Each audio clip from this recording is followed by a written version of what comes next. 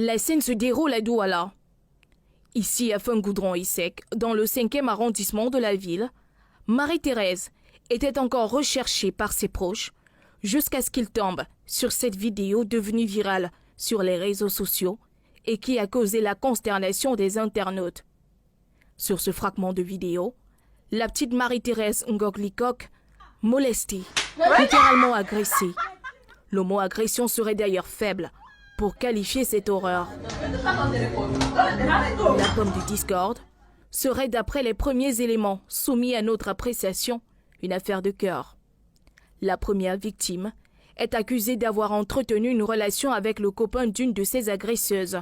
Dans la vidéo qui se fait raser, elle a été appelée par sa copine que voilà, accompagne-moi, je sais pas, une certaine Nastou qui m'appelle, je veux que tu m'accompagnes. C'est comme ça qu'elle prend sa copine, elles vont là où se trouvent ces criminels-là. Donc arrivée là-bas, elle récupère donc celle qu'on a rasée, commencer à taper, brutaliser, fouetter sur elle, au point où elle a même fait des selles sur elle.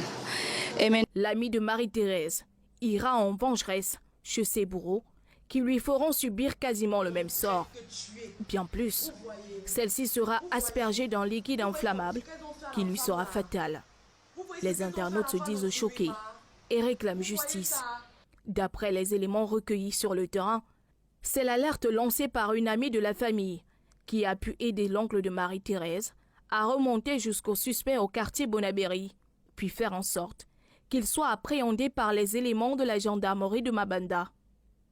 Selon les enquêteurs qui ont préféré garder l'anonymat, il s'agirait d'un grand réseau de proxénétisme qui se cache derrière cette affaire. Le Cameroun fait face à un énième film d'horreur avec, pour principale actrice, la jeunesse camerounaise, qui pourrait laisser comprendre qu'elle est bien loin l'époque où elle pouvait être considérée comme le fer de lance de la nation, mais plutôt le fer de destruction de la nation.